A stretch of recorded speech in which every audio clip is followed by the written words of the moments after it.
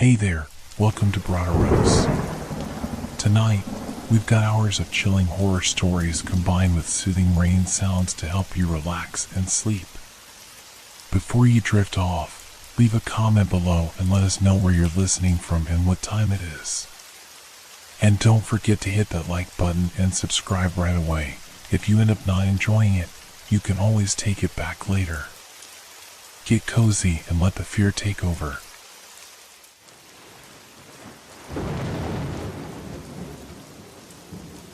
Invisible guests. Have you ever felt that someone was watching you, even when you were completely alone? My name is Sarah, and this is the story of a camping trip that went horribly wrong. It was supposed to be a fun escape with friends, but instead, it turned into a nightmare that still haunts me. Last summer, my friends and I decided to go camping at Willow Creek Campground, a secluded spot deep in the woods of the Ozarks. The idea was to spend a weekend away from our hectic lives, enjoying nature and each other's company. It felt like the perfect plan. We arrived in the late afternoon, the sun shining brightly through the trees as we unloaded the car. There were 5 of us: my boyfriend, Jake, my best friend, Emily, her boyfriend, Tom, and our friend, Liam. The air was filled with laughter and excitement as we set up our tents, a sense of adventure bubbling between us. As the sun began to set, we gathered around the campfire, roasting marshmallows and sharing stories. The sounds of the forest surrounded us, the rustling leaves, the distant hoot of an owl, and the crackling fire. Everything felt perfect.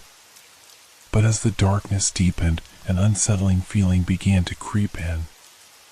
I noticed small things that seemed off. For instance, Tom's backpack was sitting right next to the fire when he had just put it down at the edge of our campsite. I brushed it off as my imagination running wild, telling myself that it was just the dim light playing tricks. Later that night, as we sat around the fire, I heard faint noises coming from the woods. It sounded like whispers, but I couldn't make out any words. The others seemed engrossed in their conversation, but I felt a chill run down my spine. I glanced toward the tree line, half expecting to see someone watching us from the shadows. "Hey, did anyone else hear that?" I finally asked, breaking the comfortable atmosphere. "Hear what?" Jake replied, looking at me curiously. "The whispers," I said, my voice low. "I thought I heard something." "Probably just the wind," Emily shrugged, but I could see a flicker of concern in her eyes. I tried to shake off the feeling of unease, but it lingered. As we settled into our tents for the night, I couldn't help but feel as though something was off. The rustling outside my tent made me jumpy, and I kept telling myself it was just animals moving through the underbrush. Then came the first incident. In the early hours of the morning, I was jolted awake by a strange noise. It was a soft thud, like something heavy had fallen nearby. My heart raced as I lay still, listening intently. The sound of my friend's rhythmic breathing filled the tent, but outside, the world was silent. "Jake?" I whispered, but he didn't respond. Gathering my courage, I unzipped the tent flap and peered out. The moonlight illuminated our campsite, casting eerie shadows among the trees. I scanned the area, my heart pounding in my chest. Everything looked normal, but I couldn't shake the feeling that we weren't alone. I stepped outside, the cool night air brushing against my skin. My eyes darted around the campsite, searching for the source of the noise. That's when I noticed something unusual. Tom's backpack was gone. "Tom?" I called out, my voice trembling. There was no answer. Panic surged through me as I stepped further into the clearing, calling for Tom again. "Tom, where are you?" Still nothing. I turned back toward the tents, my mind racing. Had he gone to the bathroom? Why would he take his backpack with him? A sense of dread washed over me as I started to feel the weight of isolation pressing down on me. Jake, wake up, I hissed, rushing back to our tent. What is it? He mumbled, groggy and confused. Tom is missing. His backpack is gone. Suddenly alert, Jake sat up, eyes wide. What do you mean? He can't be far. Let's just check the bathrooms. I nodded, my heart racing as we slipped on our shoes and stepped back outside. The darkness felt thicker now, the shadows wrapping around us like a shroud. As we approached the bathroom, I could still hear the faint sound of whispers on the wind, almost teasing us. Tom, are you in there? I called out, hoping to hear his voice. There was no response. The air felt charged, and I could sense something was very wrong. I looked at Jake, anxiety written all over his face. Let's check the trees, he suggested, pointing toward the thick brush surrounding our campsite. We moved cautiously into the shadows, scanning the area. But it was then that I noticed something else, a faint rustling, just at the edge of the tree line, as if something was watching us from the darkness. Do you see that? I whispered, pointing toward the movement. Jake squinted into the darkness. I don't see anything. It's probably just a raccoon or something. But I felt an overwhelming sense of dread. No, it feels different. Just then, I heard a voice, soft and distant, calling my name. Sarah. My blood ran cold. Did you hear that? I gasped, grabbing Jake's arm. Hear what? He replied, looking at me in confusion. Someone is calling me, I said, my voice shaking. Let's go back to the campsite. This isn't right, he insisted, and I nodded, relief flooding through me. As we made our way back, the whispers began to fade, replaced by an oppressive silence. I couldn't shake the feeling that we were being watched, that something unseen was following us through the dark. As we returned to the campsite, the unsettling atmosphere enveloped us like a heavy fog. The fire had died down to glowing embers, casting long shadows that flickered ominously against the tents. My heart raced as I glanced around, half expecting to see Tom appear from the darkness, but he was still nowhere to be found. Where could he be? I whispered, anxiety creeping into my voice. I don't know, but we need to wake the others, Jake replied, his brow furrowed in concern. We hurried to the nearest tent, where Emily and Tom were sleeping. Jake unzipped the flap and poked his head inside. Emily! Wake up, he called urgently. She stirred, rubbing her eyes. What's going on? Tom's missing, and I think we heard something out in the woods, I said, trying to keep my voice steady. We need to find him. Emily sat up straight, alarm flashing across her face. What do you mean he's missing? He took his backpack and didn't come back, I explained. And I heard a voice calling me from the woods. What voice? She asked, glancing nervously at the trees. I don't know, I admitted. It just sounded like someone was calling my name. I felt like we were being watched. Emily exchanged worried glances with Jake, and I could see that fear was beginning to settle into the group. We quickly roused Liam, who looked groggy and confused as we explained the situation. This isn't good, Liam said, his voice serious. We need to stick together. The woods can be disorienting at night. We decided to split into two groups. Jake and I would check the bathrooms while Emily, Liam, and Tom stayed behind to keep an eye on the campsite. The last thing I wanted was to lose anyone else. As Jake and I stepped back into the darkness, I could still hear that faint whisper, as if the trees themselves were beckoning me to come closer. The night felt oppressive, the shadows closing in around us as we moved toward the bathroom. Each step echoed in my ears, and every sound seemed amplified in the silence. I felt as if we were intruders in a world that didn't want us there. As we approached the bathrooms, I noticed a strange stillness in the air. The whispers were gone, replaced by an eerie quiet that made my skin crawl. "Tom," I called out, my voice echoing in the night. "Are you in there?" No answer. Jake exchanged a glance with me, the tension palpable. "Let's check inside," he suggested, though I could see the hesitation in his eyes. We walked to the door, and I reached for the handle, my heart racing.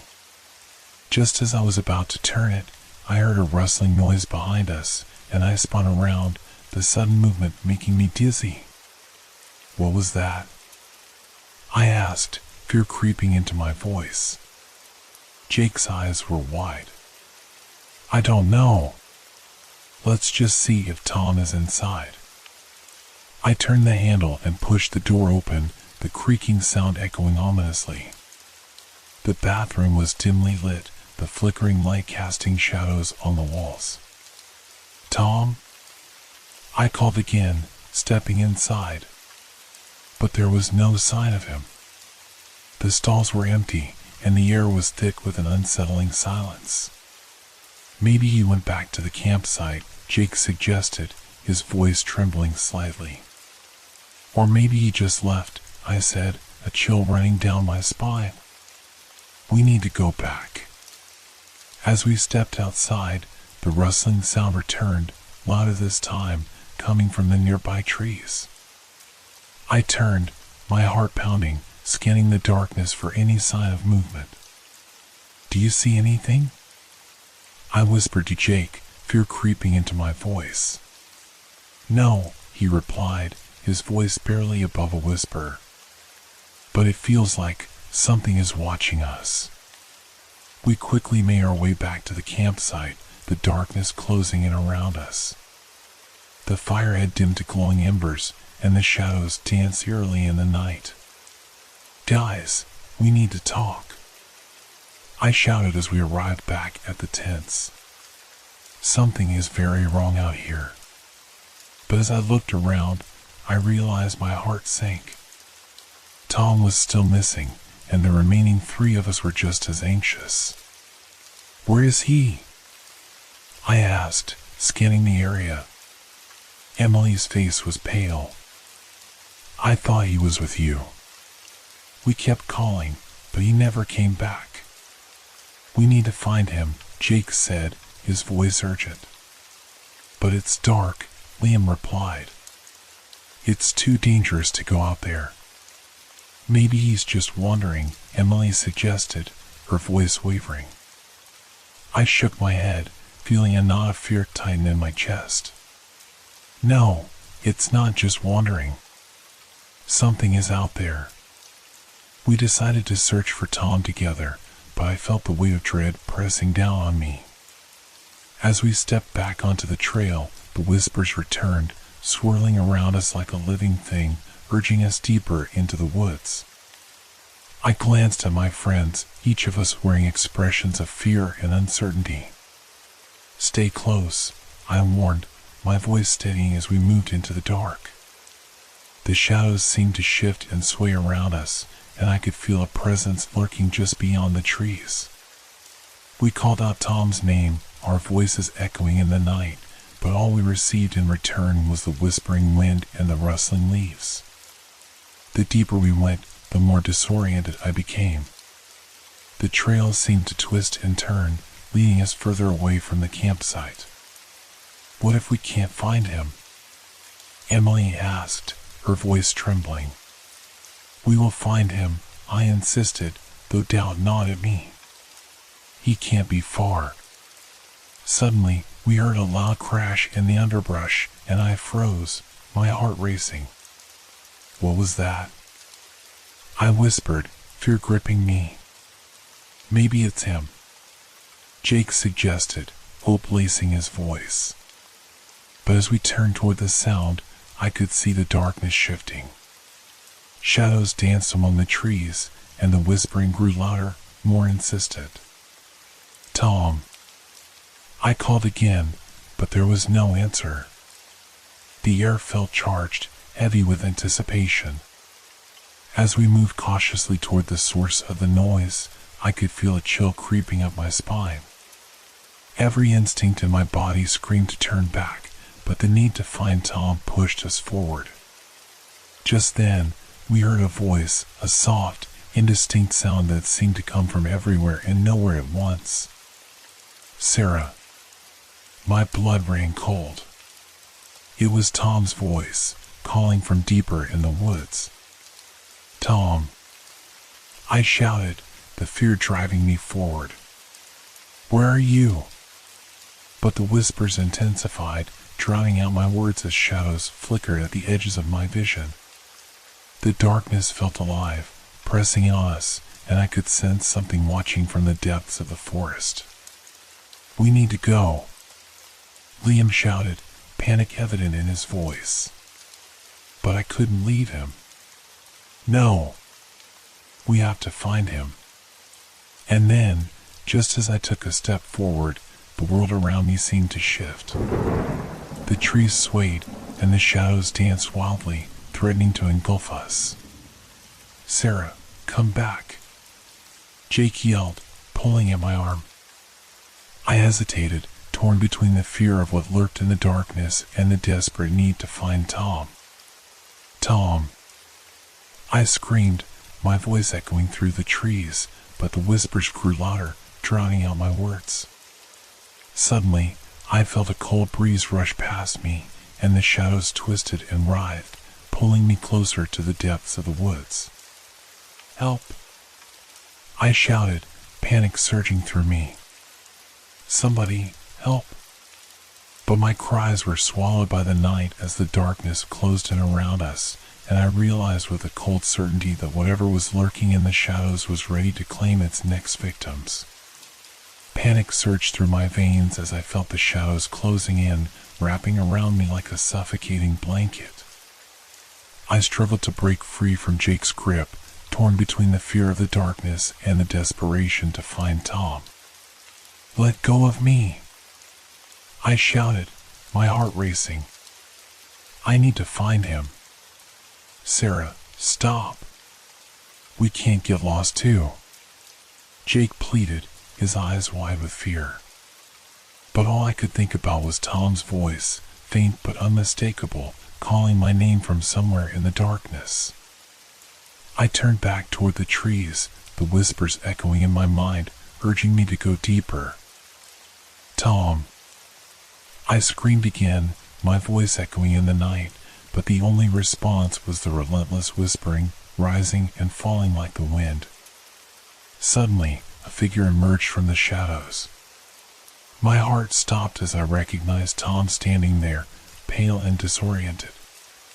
Sarah. Help, he called out, his voice trembling. Tom. I cried, relief flooding through me as I started toward him. But before I could reach him, he turned and stumbled back into the woods, disappearing into the darkness. Wait! I shouted, but it was as if he hadn't heard me. Don't follow him! Jake yelled, panic evident in his voice. It's a trap! I hesitated, torn between the fear of the darkness and the urge to follow Tom. The whispers grew louder, wrapping around me, pulling me in. Please, don't leave us! Emily cried, her voice breaking through the chaos. I turned back to see my friends, their faces pale with fear, standing just at the edge of the shadows. We need to stay together. I shouted, the reality of the situation dawning on me. But the pull of the whispers was strong, and I could feel the shadows trying to take hold. I can't leave him. I cried out, fighting against the fear that threatened to consume me. Just then, the air grew cold, and a gust of wind swept through the trees, sending a shiver down my spine. The whispers turned into a roar, drowning out my thoughts. I felt the darkness closing in, and I knew we had to make a decision. "Let's go back," Jake shouted, grabbing my arm and pulling me toward the trail.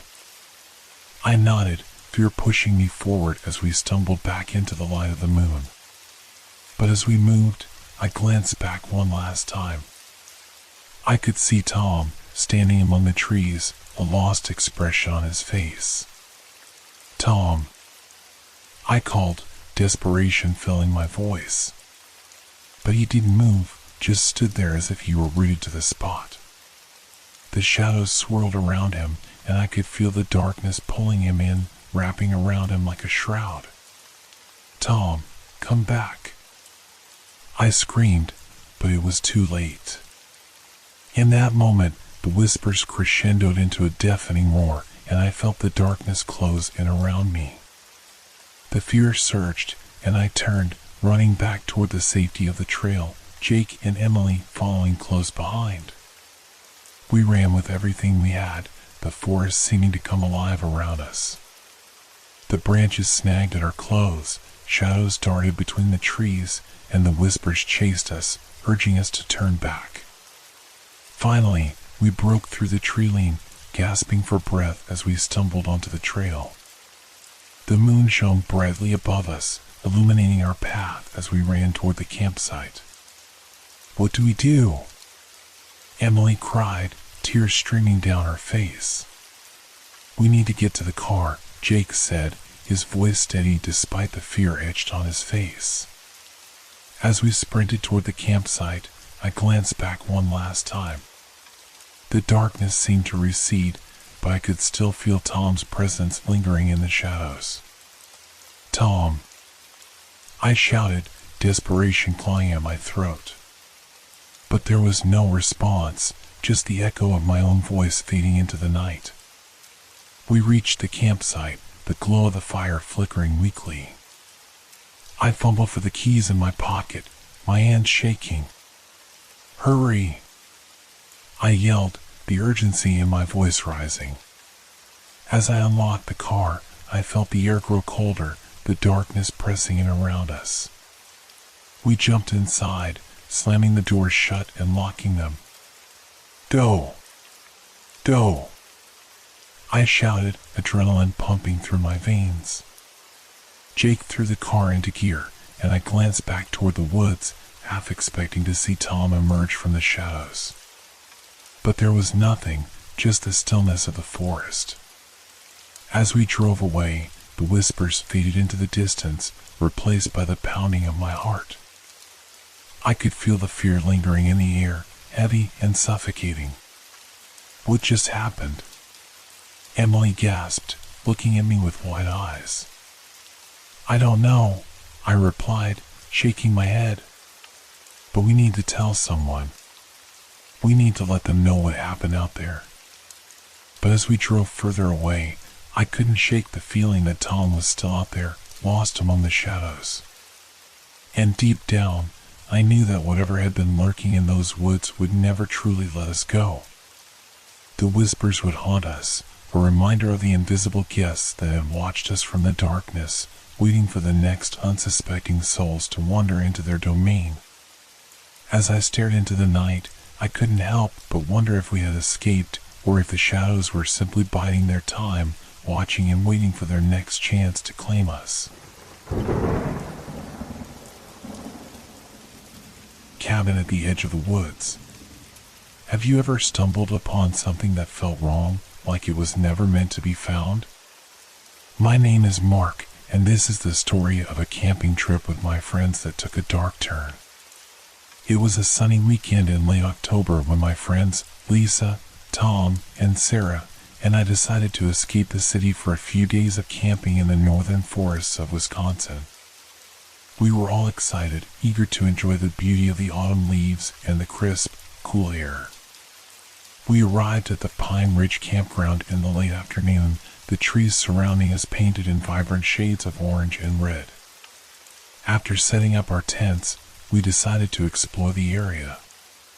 The sun hung low in the sky, casting long shadows across the forest floor, and the atmosphere was perfect for a little adventure. As we wandered along the trails, we talked about everything, our lives, our dreams, and the occasional ghost story. The laughter echoed through the trees, creating a sense of camaraderie that made me feel at ease. But soon, the trail we were following began to fade, the foliage growing denser around us. "Hey, where does this path go?" Lisa asked, glancing at the twisting trail ahead. "Let's just see where it leads," Tom replied with a grin. "We're here for an adventure, right?" As we ventured deeper into the woods, the atmosphere shifted. The sounds of the forest faded, replaced by an unsettling silence. I could feel a chill in the air, and the shadows seemed to grow darker. I exchanged worried glances with Sarah, who looked equally uneasy. Finally, after what felt like an eternity, we stumbled upon something unexpected, an old cabin, half hidden among the trees. It looked abandoned, the windows dusty and the door hanging slightly ajar. My heart raced at the sight. "Should we check it out?" Tom suggested, excitement lighting up his eyes. I hesitated.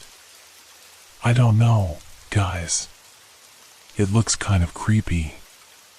"Oh, come on," Lisa chimed in. "It's just an old cabin.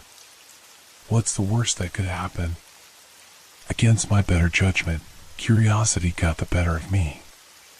We approached the cabin, the wooden steps creaking under our weight as we climbed onto the porch. The door swung open with a slight push, revealing a dark interior filled with the scent of damp wood and decay. "Let's take a look inside," Tom said, stepping over the threshold. I followed reluctantly, my heart pounding. The cabin was small, with a few broken pieces of furniture scattered around. Dust motes floated in the beams of light that filtered through the grimy windows, and cobwebs hung in the corners like forgotten memories. "Wow, it's like something out of a horror movie," Sarah whispered, her voice barely audible. As we explored the dimly lit space, I couldn't shake the feeling that we were intruding on something we weren't meant to find. I wandered into a back room that seemed to have once been a bedroom. The air felt heavy, as if the walls were holding on to secrets. Suddenly, I heard a noise, a soft rustling sound that seemed to come from the front of the cabin. I turned quickly, glancing at my friends, who were still rummaging through the remnants of the cabin. "Did anyone else hear that?" I asked, my voice edged with anxiety. "What?" Lisa replied, looking up from a dusty box. "It sounded like someone moving outside," I said, my heart racing. Tom shrugged, "Probably just a raccoon or something. We are in the woods, after all." But I couldn't shake the feeling that we weren't alone. I stepped back toward the entrance, straining to listen. Just then, I saw something move outside the window, a shadow darting between the trees. My stomach dropped. "Guys, I think we should leave," I said, my voice low. "Leave? We just got here," Tom protested. "Yeah, but it feels wrong," I insisted. Before I could explain further, Sarah spoke up. "I saw something outside too. We should stick together." Just then, the air shifted, growing colder. I felt an overwhelming urge to get out of the cabin. "Let's just go now." Reluctantly, the others agreed. We hurried out, but as we stepped back onto the porch, I turned to look back at the cabin. And that's when I saw it, a figure standing in the window, watching us. It was a dark shape, indistinct but undeniably there. My breath caught in my throat. "Did you see that?" I gasped, pointing. "See what?" Lisa asked, her voice quivering. "There's someone in the cabin," I shouted, my heart racing. But before they could turn to look, the figure vanished. "Let's get out of here," I yelled, and we all bolted down the steps, fear propelling us forward as we raced back into the woods. As we sprinted away from the cabin, I could feel the weight of something unseen following us, lurking just out of sight. We ran through the forest, adrenaline surging through our veins as we made our way back to the main trail. The trees loomed overhead, their branches twisting like skeletal fingers reaching out for us. I could hear my friends panting behind me, their breaths coming in quick bursts as we dodged between the trees. "What was that?" Tom gasped, glancing back toward the cabin. "I don't know," I replied, my heart pounding in my chest. But it felt like someone was watching us. As we reached the trail, we slowed down, panting heavily. The cool night air filled my lungs, but the unease that settled over us was suffocating. I could still feel the presence of that shadow lurking just out of sight, and the thought sent shivers down my spine. "We need to regroup," Lisa said, her voice shaky. "We should stick together and keep moving." I nodded, grateful for her steadying presence. We needed to get as far away from that cabin as possible. But as we made our way down the trail, the feeling of being watched didn't dissipate. Instead, it intensified. "Do you think we should tell someone?" Sarah suggested, glancing nervously at the trees around us. "Maybe the rangers at the park?" "We can't just go back there," Tom said, fear etched on his face. "What if that thing is still there?" I could see the fear in their eyes. It mirrored my own. The unknown had a way of twisting reality, making everything feel threatening. I could hear the leaves rustling behind us, and I glanced back, half expecting to see the figure from the cabin lurking just beyond the trail. As we walked, the whispers returned, weaving through the trees, echoing in my mind. "Come back, come find us." The sound was faint, but it felt like a siren call, tugging at the edges of my consciousness. "Guys, do you hear that?" I whispered, my heart racing. "Hear what?" Tom replied, looking around. "It's those whispers again," I said, feeling a chill run down my spine. "They're calling us." "No, we need to keep moving," Jake said, urgency lacing his tone. "Let's just get back to the campsite." But as we pressed on, I could feel the pull of the whispers growing stronger, beckoning us to turn around. I shook my head, trying to clear my thoughts. We needed to stay focused, to resist whatever force was trying to lure us back. After what felt like an eternity, we reached the clearing where our tents were set up. The fire pit was empty, the embers barely glowing in the darkness. Relief flooded through me, but the sense of unease still clung to the air. "Let's sit by the fire," Lisa suggested, trying to lighten the mood. "We need to figure out what to do next." We gathered around the pit, the flickering flames casting eerie shadows on our faces.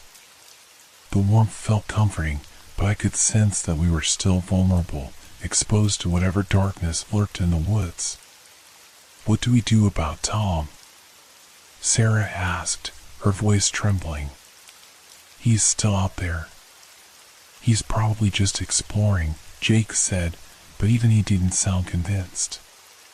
The fire crackled, and I stared into the flames, trying to push away the anxiety that clawed at my insides. We should wait a little longer. If he doesn't come back soon, we'll go look for him. The minutes dragged on, each second stretching into an eternity. The atmosphere grew heavy with tension, and I could feel the whispers lingering in the back of my mind, urging me to give in to the darkness. Then, suddenly, the temperature dropped. The chill in the air seeped into my bones, and I glanced at my friends, each of us sensing the change. What was that? Lisa said, shivering. Probably just the wind, Tom said, but his voice was strained. But I knew it wasn't just the wind. It felt like something was shifting in the air, an unseen force lurking just beyond the firelight.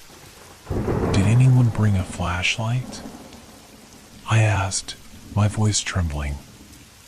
I have one, Jake said, pulling it from his bag.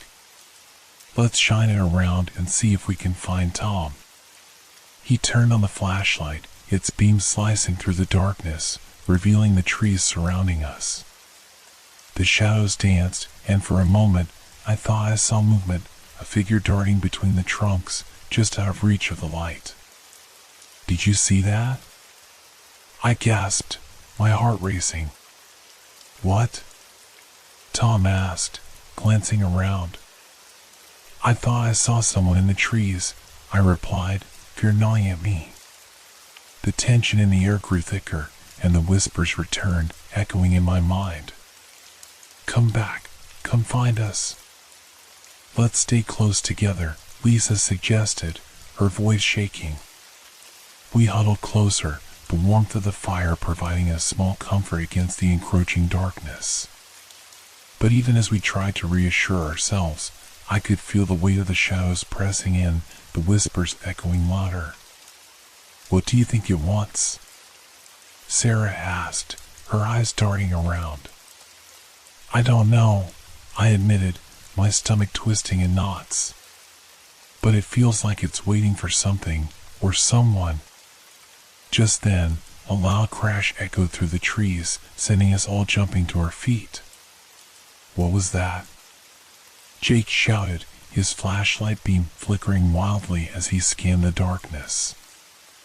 I don't know, but we should go check it out. I said, my heart racing. Are you crazy? Tom replied, looking horrified. But before anyone could protest, I stepped forward, my curiosity pulling me into the shadows. We can't just sit here. We need to find out what's happening. The others hesitated but followed behind me, the whispers growing louder, wrapping around us like a sinister embrace. As we moved toward the source of the sound, I felt the darkness closing in around us, suffocating and alive. As we pushed deeper into the shadows, the atmosphere grew heavier. Each step felt like we were stepping into an unseen trap, the weight of the darkness pressing down on us. I could still hear the whispers echoing in my mind, urging us forward. The trees loomed above, their branches stretching like gnarled fingers, casting menacing shadows on the ground. Are we sure we want to do this? Emily asked, her voice trembling. We have to know what that noise was, I insisted, though my own voice lacked conviction. It could be Tom. The others exchanged worried glances, but we pressed on, the beam of Jake's flashlight cutting through the darkness. The rustling grew louder, mingling with the whispers that wrapped around us. It felt like the very forest was alive, watching us with unseen eyes. We moved cautiously, scanning the area for any sign of movement. The air felt charged, crackling with tension, and I could sense the fear radiating from my friends. Then, without warning, the flashlight flickered, the beam sputtering in and out. No, no, no, Jake muttered, shaking it as the light dimmed. Just hold it steady, I urged, trying to keep my voice calm. The light flickered again, and in that moment of darkness, I felt it, a presence lurking just beyond the edge of the beam. I froze, my breath hitching in my throat. Do you feel that? I whispered, my heart racing. Feel what? Tom asked, his voice barely above a whisper. It's like something's right there, I said, pointing into the darkness. Just then, a sudden rustle erupted from the bushes nearby, followed by a low growl that sent chills down my spine. Get back! I shouted, instinctively grabbing Lisa's arm as we stumbled backward. Jake's flashlight flickered back to life just in time to catch a glimpse of movement, a dark shape darting between the trees, too quick to identify. The whispers grew frantic, a chorus of voices calling out, pulling at our minds. "Let's get out of here!" Sarah screamed, her eyes wide with fear. We turned to run, our hearts pounding as we dashed back toward the direction we had come. But as we sprinted, I could hear the rustling closing in behind us, the whispers growing louder, more insistent. It felt like something was pursuing us, an unseen force that thrived in the shadows. "Keep moving!" Jake yelled, his voice cutting through the panic. The path became a blur as we raced through the trees, branches clawing our clothes and skin. I could hear my friends gasping for breath, their fear echoing mine. The darkness felt alive, wrapping around us as we ran. Just when I thought we would reach the campsite, the flashlight flickered again, plunging us into darkness. "No! Not now!" I shouted, panic rising in my throat. "Stay close," Jake urged, grabbing my hand as we stumbled together in the dark. Finally, the trees opened up, and we burst into the clearing where our tent stood. The fire pit was empty, the embers long extinguished. The absence of light felt like a void, and the realization that we were still vulnerable clawed at my mind. "Where's Tom?" Lisa gasped, her eyes darting around. "He should be here." "I don't know," I admitted, dread pooling in my stomach. "He must have gotten lost in the woods." Just then, we heard a soft voice from the darkness, distant yet familiar. "Sarah." I froze. It was Tom's voice, calling me from beyond the shadows. "Tom." I yelled, my heart racing. But the whispers returned, louder than before, drowning out my cries. "Come back, come find us," they echoed through the trees, growing frantic and urgent. "Stay back," Jake shouted, his voice rising in panic. "It's a trick." The shadows shifted, swirling in a menacing dance, and I felt a cold breeze wash over me, sending shivers down my spine. The darkness was alive, pulsating with an energy that felt both inviting and dangerous. "Tom." I screamed again, desperation clawing at my throat. "Sarah, we need to leave," Lisa cried, tugging at my arm. "No. I can't leave him," I shouted, pulling away from her grip. The shadows twisted around us, urging me to follow the voice that called my name. Suddenly, a figure stepped out of the darkness, and my heart dropped. It was Tom, his face pale and eyes wide with fear. "Help me," he gasped, stumbling forward. "Tom." I rushed to him, relief flooding my senses. But as I reached out, I noticed something was off. His clothes were torn, and there was a wild look in his eyes. "What happened to you?" I asked, panic rising. "I don't know. I got lost." "It's not safe," he said, his voice trembling. Before I could respond, the shadows closed in around us, the whispers rising to a fever pitch. "Leave, now," they chanted, drowning out everything else. We all stood frozen, fear gripping us as the air grew thick with an otherworldly presence. I could feel the darkness pressing in, urging us to turn back, to leave Tom behind. "Run," Jake shouted, breaking the spell. "We need to go." Without thinking, we all turned and sprinted back toward the campsite. The whispers chased us, growing louder and more frantic, and I could hear the rustling of leaves and branches behind us. "Don't look back," I shouted, terror coursing through me.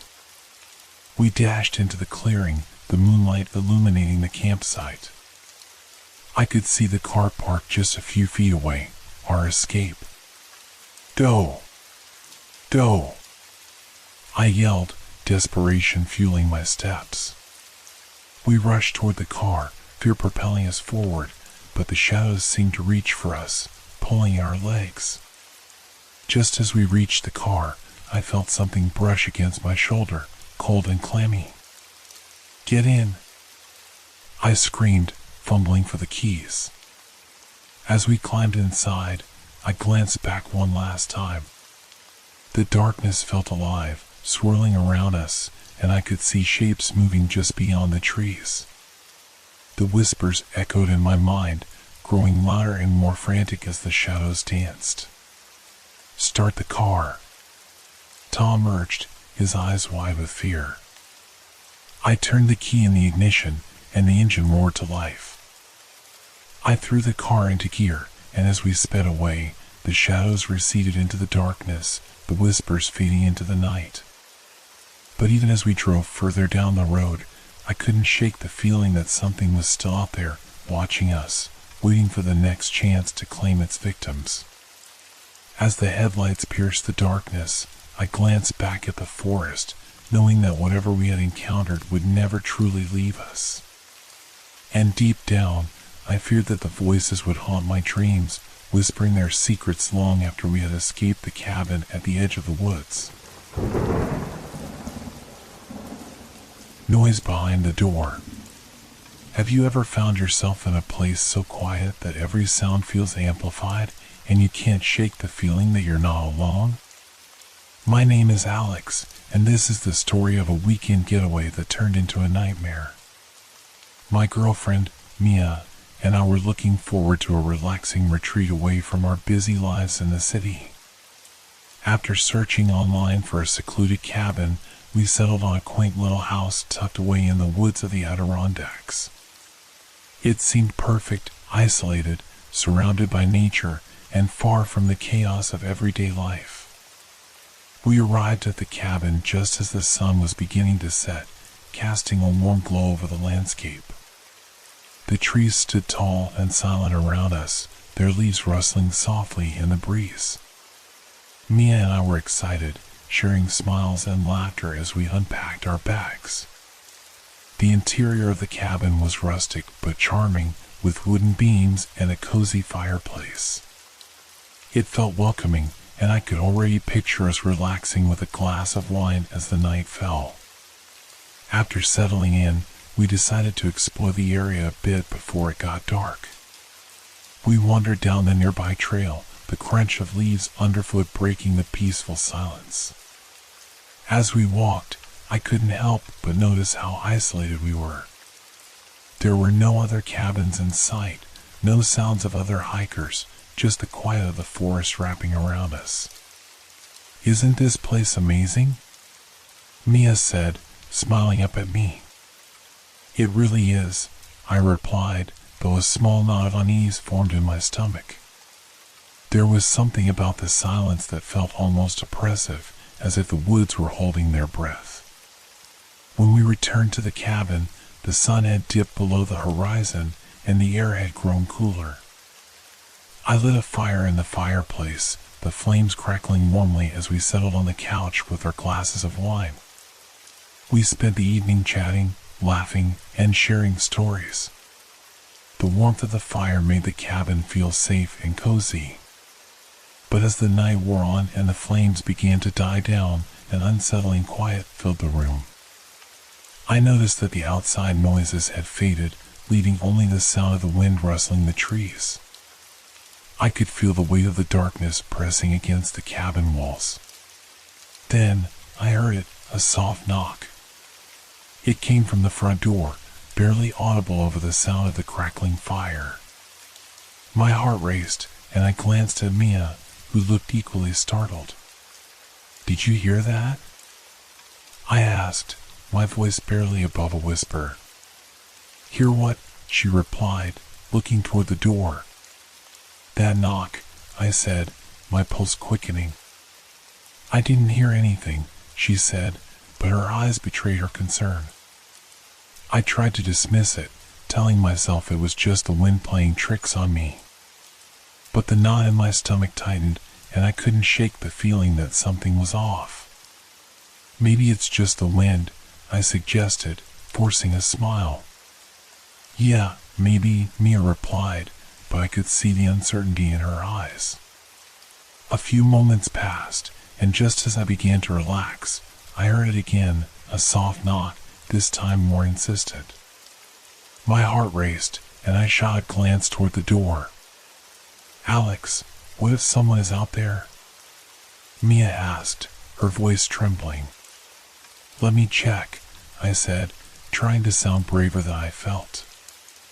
I stood up and walked to the door, every nerve in my body on high alert.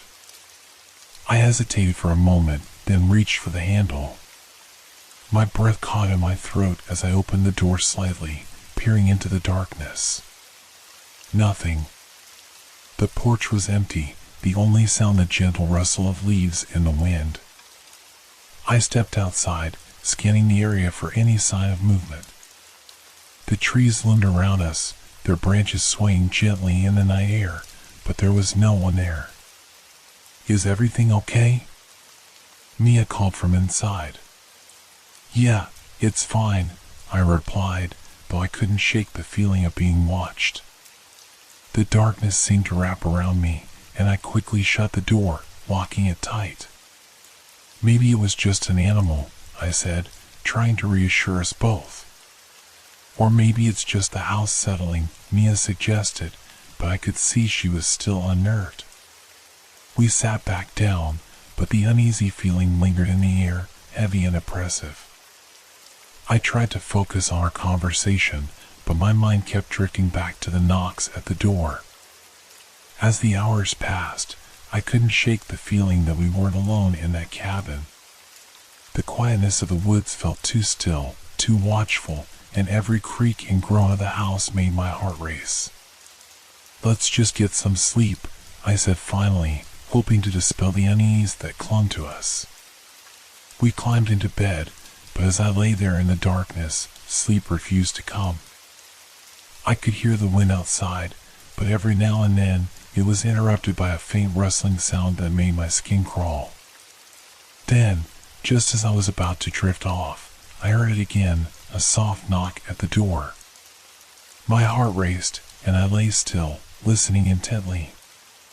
Alex? Mia whispered, sensing my tension. Did you hear that? I nodded, my throat dry. It's back. The knocking came again, louder this time, followed by a faint scratching sound. I felt a chill run down my spine. What is that? Mia asked, her voice trembling. I don't know, I replied, gripping the blanket tightly. But it doesn't sound good. And as the knocking continued, I realized with a growing sense of dread that we were not alone in the cabin. Something was out there, lurking in the darkness, watching us from the shadows. The knocking grew louder, more insistent, and my heart raced in my chest. I could feel Mia's fear radiating beside me, her body tense under the covers.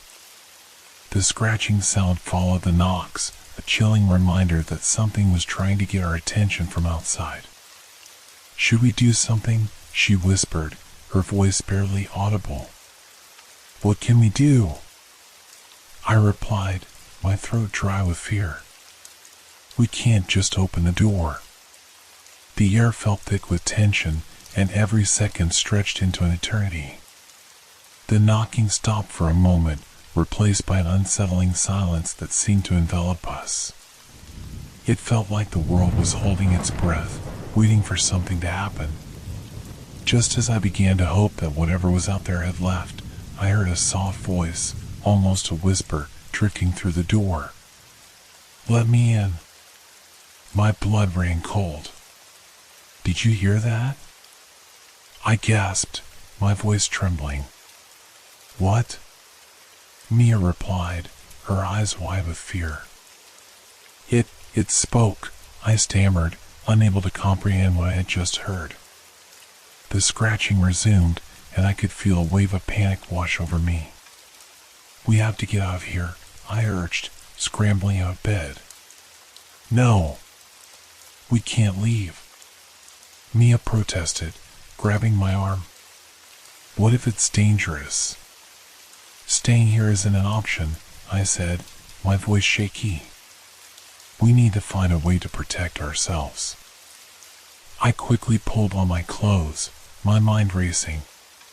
The fear of the unknown was suffocating, and every instinct in my body urged me to escape. "We can't just sit here and wait for it to get in." Mia reluctantly followed my lead, her expression a mix of fear and determination. We quickly made our way to the living room, where the small kitchen was connected to the main space. The door stood ominously before us, though it seeming to pulse with a life of its own. "What if it's just someone lost?" Mia suggested, but I could hear the doubt in her voice. "We can't take that chance," I insisted, grabbing the nearest kitchen knife. It was flimsy and small, but it made me feel a little more secure. "We need to be ready for anything." As we positioned ourselves near the door, the knocking resumed, louder and more urgent than before. "Let me in," the voice called again, this time clearer, almost pleading. "Who are you?" I shouted, my voice trembling. No response. I glanced at Mia, and I could see the fear in her eyes. "What if it's just someone trying to get in from the cold?" she whispered, her voice quivering. "What if it's not?" I replied, feeling a cold sweat trickle down my back. "We can't trust it." Suddenly, the door rattled violently, as if something were trying to force its way in. My heart raced, and I tightened my grip on the knife. "Stay behind me," I said, my voice steadier than I felt. The rattling intensified, the wood creaking under the pressure. I could feel the fear pulsating in the air, a palpable energy that made my skin crawl. Just then, a loud crash echoed through the cabin, and I flinched. "Alex, please, let's just leave," Mia begged, her voice rising in panic. "No, we can't leave now. We need to see what it is first." The door shook again, the knocking now a relentless pounding. "Let me in," the voice cried out, desperation clear in its tone. "I'm freezing out here." My heart twisted at the sound, but I shook my head, reminding myself of the danger. "It's a trap," I whispered, though I could feel my resolve wavering. "Please, don't leave me out here," the voice begged, growing frantic. "I'm scared." "Do you think it's really someone out there?" Mia asked, her voice shaking. "I don't know," I admitted, my mind racing. "But we can't risk it." Just then, there was a loud thud against the door, and the frame creaked ominously. I felt a surge of adrenaline as I prepared for whatever was on the other side.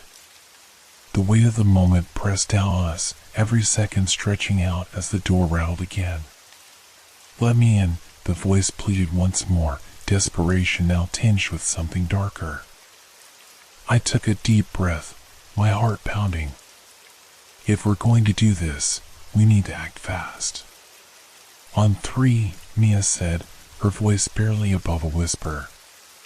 1, 2, 3. Before I could respond, she lunged for the door, ready to fling it open. I quickly reached out, grabbing her arm. "No! Wait!" But it was too late. With a sudden motion, she yanked the door open, and I stumbled back in shock. The night air rushed in, cold and sharp, but the doorway was empty. No one stood there, just darkness stretching beyond the cabin. "What?"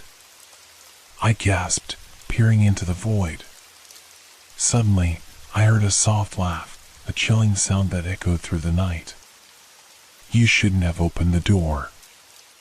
I felt a wave of dread wash over me as I realized the voice was no longer pleading. It was mocking, sinister. My heart raced, and I stepped back, pulling Mia with me. The air felt electric, the shadows around us swirling as if alive. The door hung open, and I could feel the darkness creeping in, ready to claim us. "Close it!" I shouted, my panic surging. Mia quickly slammed the door shut, locking it tight. We stood there, panting, the chilling laughter still echoing in my mind. "What was that?" she whispered, her eyes wide with fear. "I don't know, but I have a feeling we're not safe here," I replied, trying to steady my racing heart. We backed away from the door, the cabin feeling increasingly claustrophobic. I could still hear the whispers, a chorus of voices that seemed to swirl around us. "Something is wrong," I said, glancing toward the windows. "We need to find a way out of here." But as we looked around the dimly lit room, the oppressive atmosphere closed in, and I realized with growing dread that the night was far from over.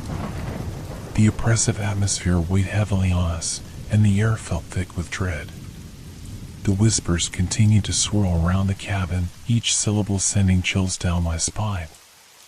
It was as if the very walls were alive, resonating with a sinister energy that seeped into my bones.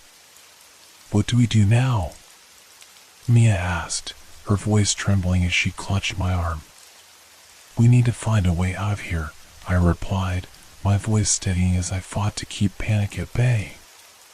"Maybe there's another exit, or a way to signal for help." As we searched the small cabin, I felt the unease grow. Every creak of the floorboards echoed like a warning, every shadow flickering in the dim light felt alive. I made my way to the back door, hoping it would lead to safety. But when I turned the handle, it wouldn't budge. "It's locked," I shouted, frustration boiling over. "Try the windows," Mia urged, her eyes darting nervously around the room. We rushed to the nearest window, but as I pushed against the frame, I realized it was sealed shut. Panic bubbled in my chest as I moved to the next one, only to find it equally unyielding. "None of these will open," I exclaimed, feeling trapped. Suddenly, the laughter from earlier echoed in the darkness, sending a chill down my spine. "You think you can escape?" the voice taunted, a mocking tone that sent fear racing through my veins. "Stop it," Mia shouted, trying to cover her ears. "Just stop." The whispers intensified, the sound growing louder and more chaotic, drowning out our thoughts.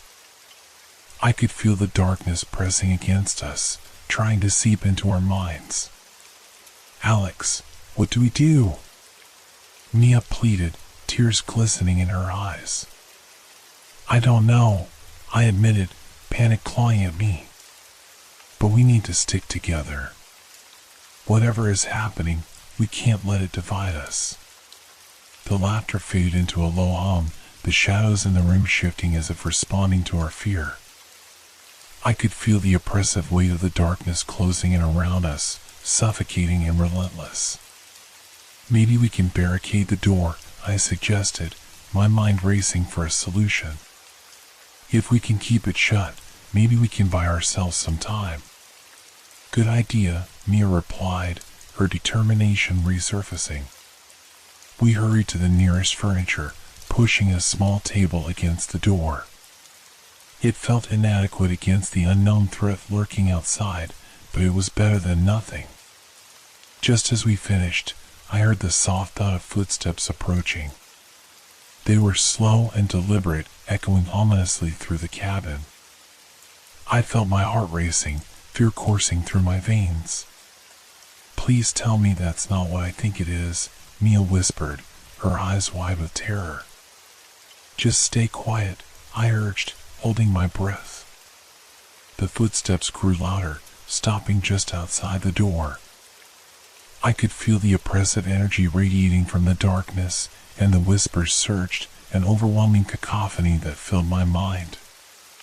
"Let us in," they chorused, a haunting melody that sent chills down my spine. Suddenly, there was a loud bang against the door, shaking the frame. I staggered back, and Mia gasped, clutching my arm. "What was that?" "It's trying to get in," I shouted, panic surging as I pressed my back against the wall. The laughter returned, now joined by other voices, echoing in a haunting symphony that filled the cabin with terror. The air grew colder, and I could see my breath in front of me. "Alex, we have to do something," Mia cried, her voice shaking. "Let's check the back door again," I suggested, desperate to find an escape. "Maybe we can break it down." We dashed to the back of the cabin, the whispers chasing us as we moved. I slammed my shoulder against the door, but it wouldn't budge. The weight of fear pressed down on me as I tried again, adrenaline coursing through my veins. "I'll help," Mia said, and together we slammed against the door one last time. With a loud crack, the door splintered open, and we stumbled outside into the night air. But as we emerged, a wave of darkness washed over us.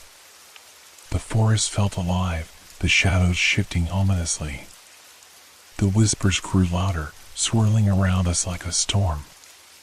"You shouldn't have come back," they chanted. "Run," I shouted, grabbing Mia's hand as we raced away from the cabin, the woods closing in around us. The trees seemed to reach out with gnarled branches, trying to snatch us back as we dashed down the path. The whispers crescendoed into a deafening roar, and I could feel the darkness breathing down our necks. "Where do we go?" Mia gasped, glancing over her shoulder. "Just keep moving," I yelled, panic driving us forward. As we ran, the path ahead twisted and turned, the trees closing in like a maze.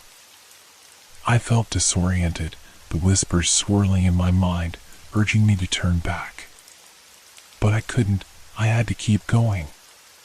Finally, we burst through the trees and stumbled into a clearing, the moonlight illuminating the ground ahead. I could see our car parked in the distance, a beacon of safety. "Keep going," I shouted, my legs burning as we sprinted toward it. But just as we reached the vehicle, I felt the air grow cold, and the whispers turned into a chorus of screams. "Come back. You belong to us." I fumbled for the keys, my hands shaking as I unlocked the door. "Get in," I yelled, urgency flooding my voice. We jumped into the car, slamming the doors shut and locking them tight. I started the engine, the sound breaking through the cacophony around us. As we sped away from the cabin, the whispers faded into the night, but I couldn't shake the feeling that something was still with us. As the trees blurred past, I glanced back in the rearview mirror. The forest stood silent, but I felt a chill deep in my bones. The shadows were still out there, watching, waiting for their next chance to claim us. And even as we drove further away, I knew that the horrors we had encountered that night would haunt us long after we left the cabin behind. Hope your dreams are filled with fear. Good night.